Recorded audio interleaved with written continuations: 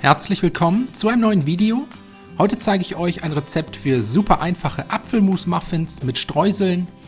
Dafür als erstes 250 Gramm Mehl und ein halbes Päckchen Backpulver in eine Rührschüssel geben, dann mit einem Schneebesen verrühren, damit sich das Backpulver etwas verteilen kann.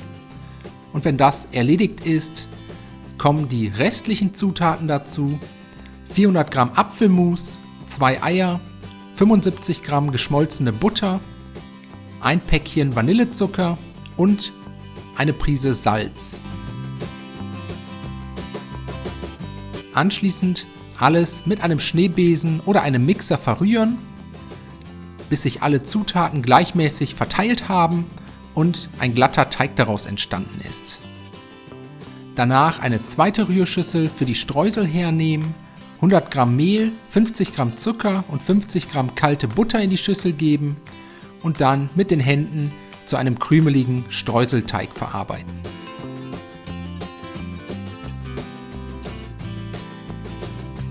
Wenn das erledigt ist, ein Muffinblech mit Papierförmchen auskleiden, alternativ mit etwas Butter einfetten, dann zunächst den Apfelmusteig gleichmäßig auf die Förmchen verteilen und danach alle Muffins mit reichlich Streuseln dekorieren. So kommt das Muffinblech dann in den vorgeheizten Backofen bei 180 Grad Ober-Unterhitze für ca. 20 bis 25 Minuten, bis die Muffins schön aufgegangen sind und die Streusel eine goldbraune Farbe angenommen haben. Die fertigen Muffins aus dem Ofen holen. So sehen sie dann aus.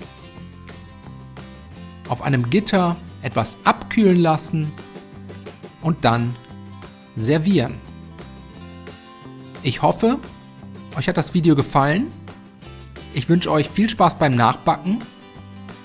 Bis zum nächsten Mal.